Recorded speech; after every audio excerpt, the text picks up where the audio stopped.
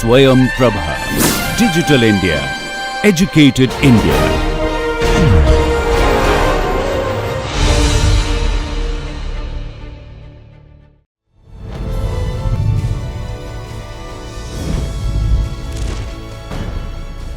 योगः कर्मसु कौशलम्.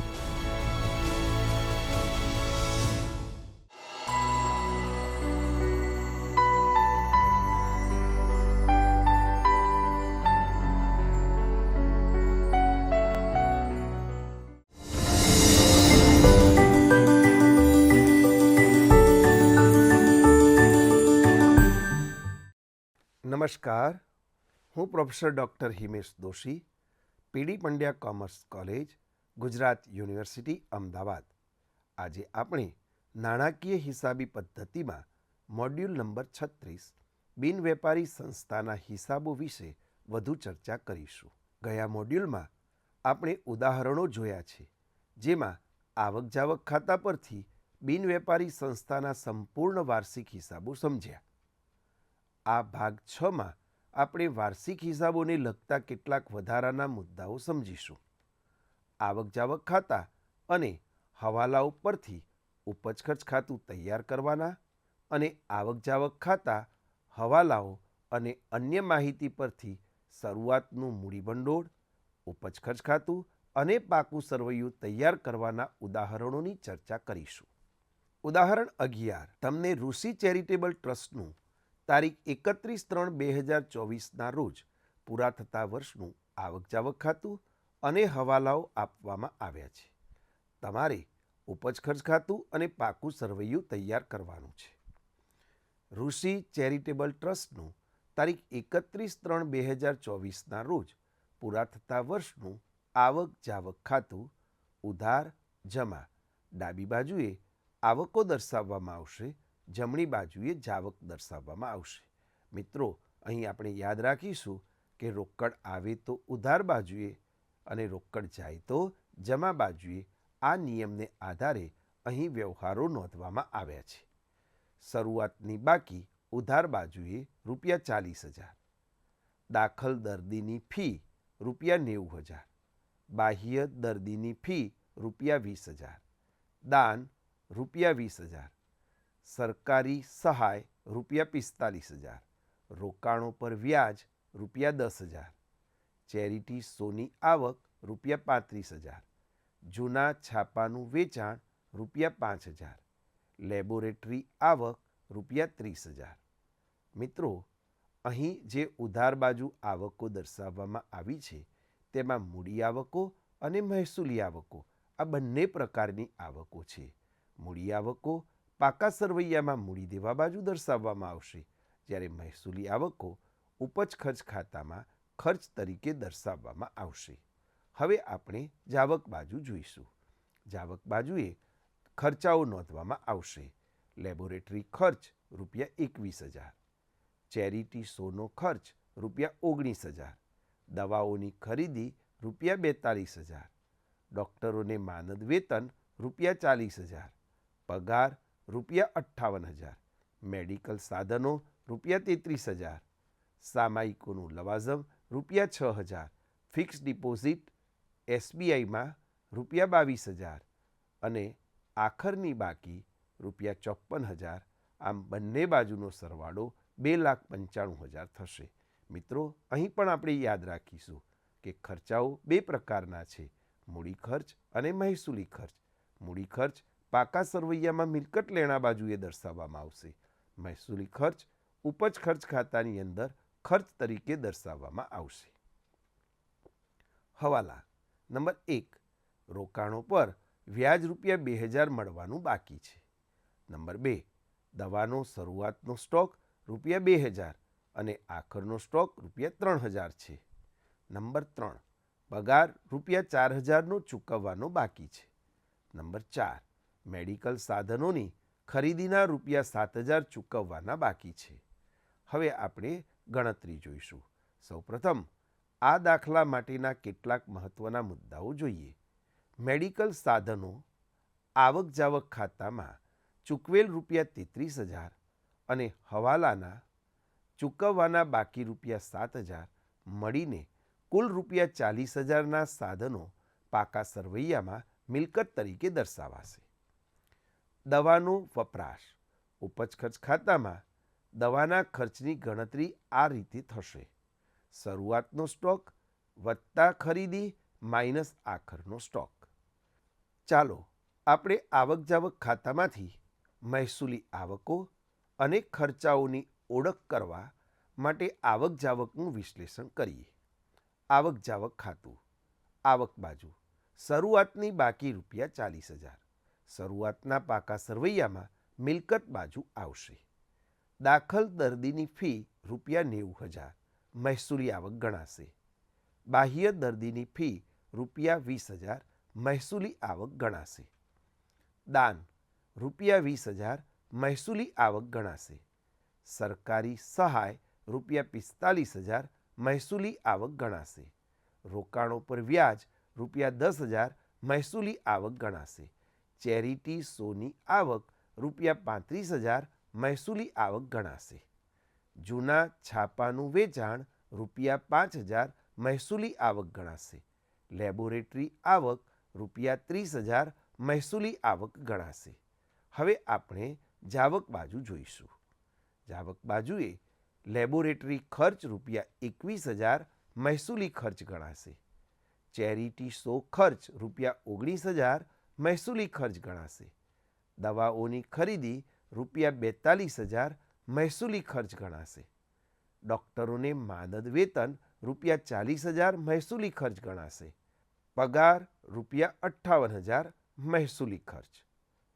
મેડિકલ સાધનો ₹33,000 મૂડી ખર્ચ ગણાશે, જે પાકા સરવૈયામાં મિલકત લેણા બાજુ દર્શાવાશે. સામાયિકોનું લવાઝમ ₹6,000 મહેસૂલી ખર્ચ ગણાશે. એસબીઆઈમાં ફિક્સ ડિપોઝિટ ₹22,000 મૂડી ખર્ચ ગણાશે, જે પાકા સરવૈયામાં મિલકત લેણા બાજુ દર્શાવાશે. આખર બાકી ₹54,000 આખરના પાકા સરવૈયામાં મિલકત બાજુ આવશે. હવાલાઓની વાર્ષિક હિસાબોમાં અસરોની સમજૂતી. નંબર 1. રોકાણો પર મળવાનું બાકી વ્યાજ ₹2,000. તે ચાલુ વર્ષની આવક હોવાથી ઉપજ ખર્ચ ખાતામાં વ્યાજમાં ઉમેરવામાં આવશે. બીજી અસર પાકા સરવૈયામાં મિલકત લેણા બાજુ મળવાનું બાકી વ્યાજ તરીકે થશે. નંબર 2. દવાઓનો સ્ટોક. શરૂઆતનો સ્ટોક ₹2,000 વત્તા ખરીદી ₹42,000. આ રકમમાંથી આખરનો સ્ટોક ₹3,500 બાદ કરવામાં આવશે, જેથી ચોખ્ખો ખર્ચ કે ચોખ્ખી વપરાશ ₹40,500 થશે, જે ઉપજ ખર્ચ ખાતામાં ઉધારાશે. આખર સ્ટોકની બીજી અસર પાકા સરવૈયામાં મિલકત બાજુ થશે. નંબર 3. ચૂકવવાનો બાકી પગાર ₹4,000. તે ચાલુ વર્ષનો ખર્ચ હોવાથી ઉપજ ખર્ચ ખાતામાં પગારમાં ઉમેરવો. બીજી અસર પાકા સરવૈયામાં દેવા બાજુ થશે. નંબર 4. મેડિકલ સાધનોના ₹7,000 ચૂકવવાના બાકી છે. આ મૂડી ખર્ચનું દેવું છે. પાકા સરવૈયામાં મિલકત બાજુ સાધનોમાં ₹7,000 ઉમેરવા અને બીજી અસર દેવા બાજુ સાધનોના ચૂકવવાના બાકી તરીકે દર્શાવવા. અહીં ઉપજ ખર્ચ ખાતું જ તૈયાર કરવાનું હોવાથી પાકા સરવૈયામાં અસરની ફક્ત ચર્ચા કરી છે. ઋષિ ચેરિટેબલ ટ્રસ્ટનું તારીખ 31/3/2024ના રોજ પૂરા થતા વર્ષનું ઉપજ ખર્ચ ખાતું. ઉધાર જમા. ડાબી બાજુએ ખર્ચાઓ નોંધાશે, જમણી બાજુએ આવકો નોંધાશે. સૌપ્રથમ તમામ ખર્ચાઓ આપણે જોઈશું. દવાઓનો ખર્ચ. શરૂઆતનો સ્ટોક ₹2,000 વત્તા ખરીદી ₹42,000 માઇનસ આખર સ્ટોક ₹3,500. આમ ચોખ્ખી રકમ ખર્ચ તરીકે બહારના કોલમમાં ₹40,500 દર્શાવાશે. પગાર ₹58,000 વત્તા ચૂકવવાનો બાકી પગાર ₹4,000. કુલ રકમ ₹62,000 ઉધાર બાજુએ બહારના કોલમમાં દર્શાવાશે. લેબોરેટરી ખર્ચ ઉધાર બાજુએ ₹21,000. ચેરિટી શો ખર્ચ ₹19,000. ડૉક્ટરોને માનદ વેતન ₹40,000, સામાયિકોનું લવાઝમ ₹6,000. હવે આપણે આવક બાજુ જોઈશું. રોકાણો પર વ્યાજ ₹10,000 વત્તા મળવાનું બાકી ₹2,000, કુલ રકમ 12,000 જમા બાજુ નોંધાશે. દાખલ દર્દીની ફી ₹90,000, બાહ્ય દર્દીની ફી ₹20,000, સરકારી સહાય ₹45,000, ચેરિટી શોની આવક ₹35,000, જૂના છાપાનું વેચાણ ₹5,000, લેબોરેટરીની આવક ₹30,000. આમ જમા બાજુનો કુલ સરવાળો 2,37,000 થશે. તફાવતની રકમ ઉધાર બાજુએ 48,500 આવશે, જે આવકનો ખર્ચ પરનો વધારો ગણાશે. હવે આપણે વાર્ષિક હિસાબોમાં પાકું સરવૈયું તૈયાર કરવા માટે શરૂઆતનું મૂડીભંડોળ આપેલ ન હોય તો તે કેવી રીતે શોધી શકાય તેની ચર્ચા કરીએ. સામાન્ય રીતે બિનવેપારી સંસ્થાઓના વાર્ષિક હિસાબોમાં ઉપજ ખર્ચ ખાતું અને પાકું સરવૈયું તૈયાર કરવામાં આવે છે. પરંતુ આખરનું પાકું સરવૈયું પૂર્ણ કરવા માટે શરૂઆતની મૂડીભંડોળની રકમ હોવી જરૂરી છે. શરૂઆતનું મૂડીભંડોળ શોધવા માટે જે તે વર્ષની શરૂઆતનું પાકું સરવૈયું તૈયાર કરવું પડે છે. તેથી પરીક્ષામાં દાખલાઓના જવાબ માટે નીચે મુજબના ખાતાઓ અને પત્રકો એકસાથે તૈયાર કરવાની સલાહ આપવામાં આવે છે. નંબર 1. સમયગાળાની શરૂઆતનું પાકું સરવૈયું. ઘણીવાર પ્રશ્નમાં શરૂઆતનું મૂડીભંડોળ આપવામાં આવતું નથી, પરંતુ અન્ય માહિતી આપેલી હોય છે. તેમાંથી શરૂઆતના પાકા સરવૈયાને લગતી તમામ મિલકતો અને દેવાની વિગતો પસંદ કરવાની રહે છે. બધી મિલકતો અને દેવાને પાકા સરવૈયામાં મૂકતા જે તફાવતની રકમ આવશે તે તમારું શરૂઆતનું મૂડીભંડોળ ગણાશે. નંબર 2. જે તે સમયગાળા માટેનું ઉપજ ખર્ચ ખાતું. ઉપજ ખર્ચ ખાતું તૈયાર કરવા માટે ચાલુ વર્ષની તમામ મહેસૂલી આવકો અને ખર્ચાઓને આવક જાવક ખાતામાં આપેલ હોય તો તે અને આપેલી અન્ય માહિતી પરથી ચાલુ વર્ષની મહેસૂલી આવક અને ખર્ચની ગણતરી કરવામાં આવે છે. નંબર 3. સમયગાળાના અંતનું પાકું સરવૈયું. તમામ સંબંધી મિલકતો અને દેવા આખરના પાકા સરવૈયામાં દર્શાવવામાં આવે છે. આ માહિતી શરૂઆતના પાકા સરવૈયા અને પ્રશ્નમાં આપેલી વધારાની વિગતો પરથી પ્રાપ્ત થશે. ઉદાહરણ નંબર 12. આપેલ આવક જાવક ખાતા અને વધારાની માહિતી પરથી તારીખ 31મી માર્ચ 2024ના રોજ પૂરા થતા વર્ષનું ઉપજ ખર્ચ ખાતું અને તે જ તારીખનું પાકું સરવૈયું તૈયાર કરો. તારીખ 31મી માર્ચ 2024ના રોજ પૂરા થતા વર્ષનું આવક જાવક ખાતું. ઉધાર જમા. ડાબી બાજુએ ઉધાર એટલે કે આવકો નોંધવામાં આવશે, જમણી બાજુએ જમા એટલે કે જાવકો નોંધવામાં આવશે. સૌપ્રથમ આવકો બાજુ આપણે જોઈએ. બાકી આગળ લાવ્યા. રોકડ અને બેંકની શરૂઆતની બાકી ₹20,500. લવાઝમ વર્ષ 2022-23નું ₹800, વર્ષ 2023-24નું ₹42,200, વર્ષ 2024-25નું ₹1,600. આમ કુલ મળેલું લવાઝમ 44,600 થશે. ચેરિટી શોની આવક ₹41,000, રોકાણો પર વ્યાજ ₹20,000નું મળેલું છે, જે 10% આખા વર્ષ માટે વ્યાજનો દર આપેલો છે. હવે આપણે જાવક બાજુ જોઈશું. પગાર ₹41,600, સ્ટેશનરી ₹8,000, કોમ્પ્યુટર ₹25,000, પરચુરણ ખર્ચ કોર્પોરેશન ટેક્સના ₹12,000 સહિત ₹14,000, ટેલિફોન ખર્ચ ₹18,500, ચેરિટી શોના ખર્ચા ₹10,000 અને આખરની બાકી આગળ લઈ ગયા રોકડ અને બેંકની આખરની બાકી રૂપિયા 9,000. આમ કુલ સરવાળો 1,26,100 થશે. વધારાની માહિતી. નંબર 1. કુલ સભ્યોની સંખ્યા 225 છે.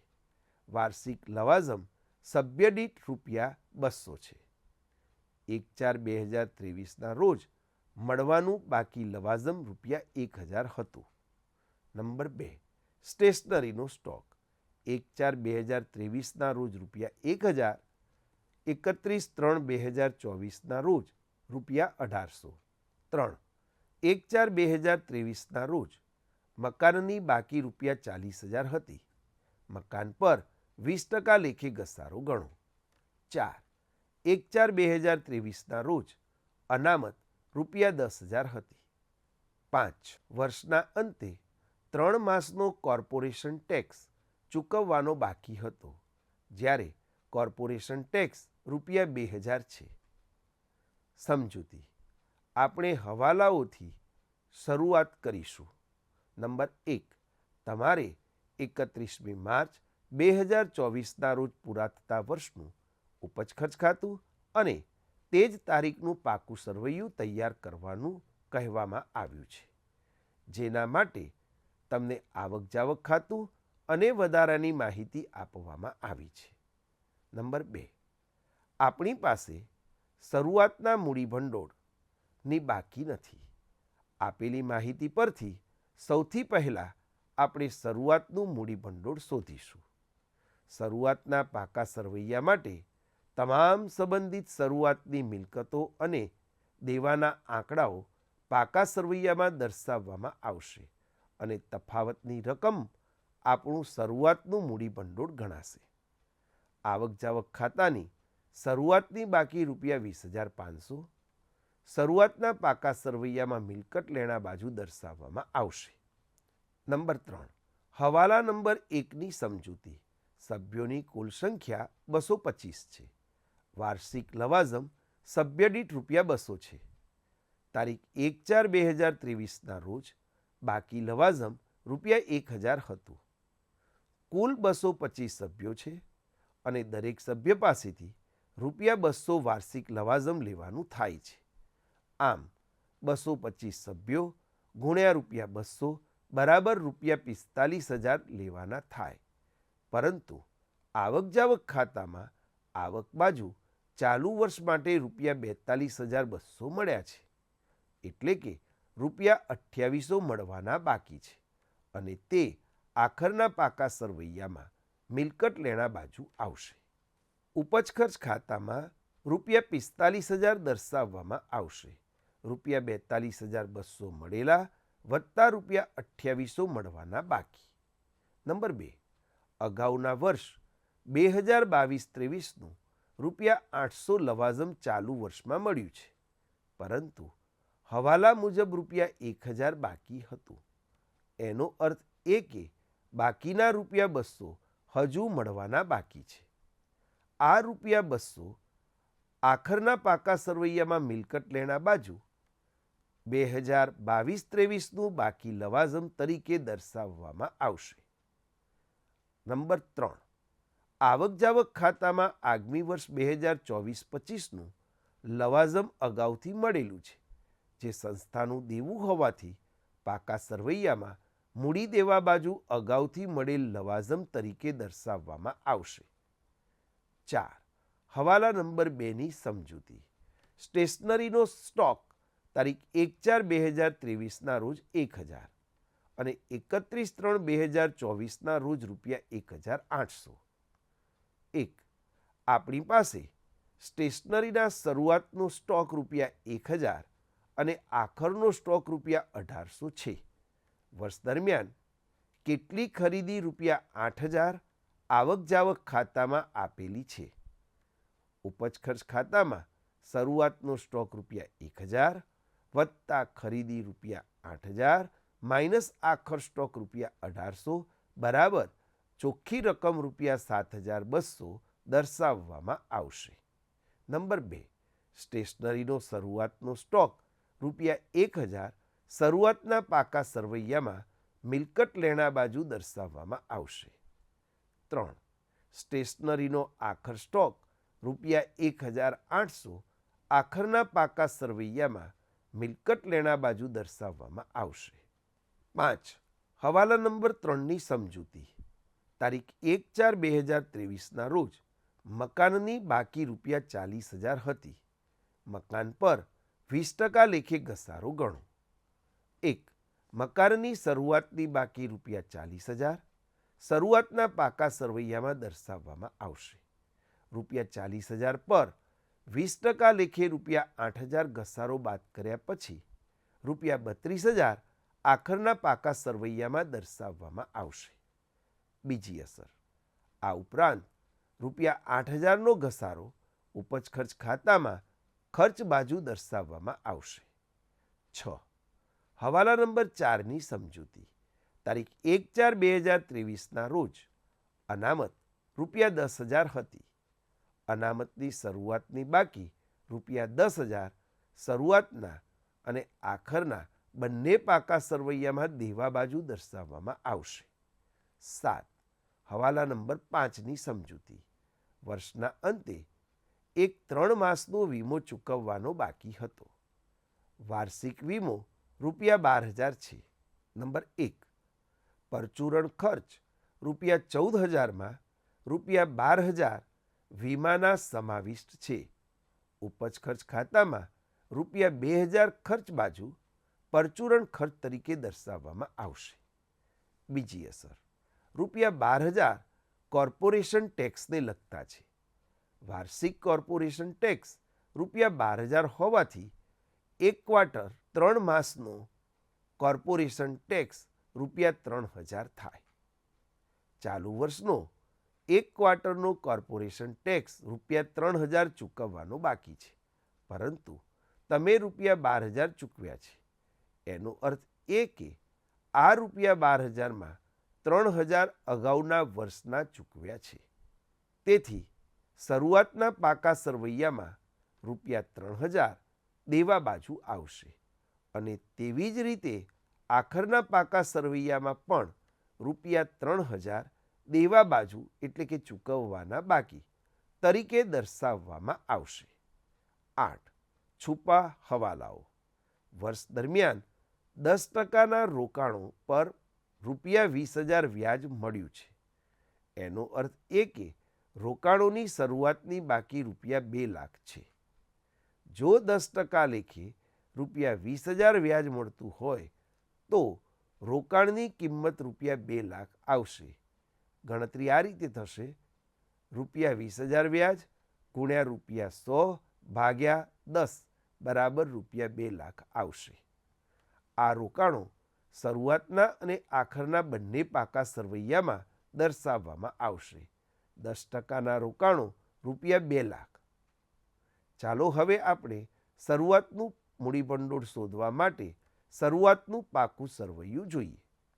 તારીખ 1/3/2023ના રોજનું શરૂઆતનું પાકું સરવૈયું.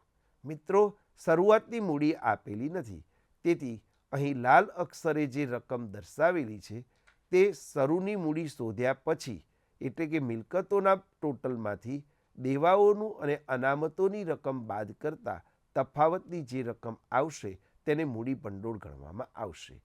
અહીં મૂડી દેવા બાજુ સૌપ્રથમ અનામતો ₹10,000, ચૂકવવાનો બાકી કોર્પોરેશન ટેક્સ ₹3,000. હવે આપણે મિલકતો બાજુ જોઈશું. રોકડ બેંક સિલક. રોકડની શરૂઆતની બાકી ₹20,500 બહારના કોલમમાં લખાશે. મળવાનું બાકી લવાજમ મિલકત લેણા બાજુ ₹1,000. સ્ટેશનરીનો સ્ટોક મિલકત લેણા બાજુ ₹1,000. રોકાણો મિલકત લેણા બાજુ ₹2,00,000. મકાન મિલકત લેણા બાજુ ₹40,000. આમ મિલકતોનો કુલ સરવાળો ₹2,62,500 થશે. તેમાંથી મૂડી દેવા બાજુ દર્શાવેલ અનામતો અને ચૂકવવાનો બાકી કોર્પોરેશન ટેક્સ બાદ કરતા તફાવતની રકમ ₹2,49,500 આવશે, જે મૂડી ભંડોળ શરૂઆતનું ગણાશે. હવે તારીખ 31મી માર્ચ 2024ના રોજ પૂરા થતા વર્ષનું ઉપજ ખર્ચ ખાતું જોઈએ.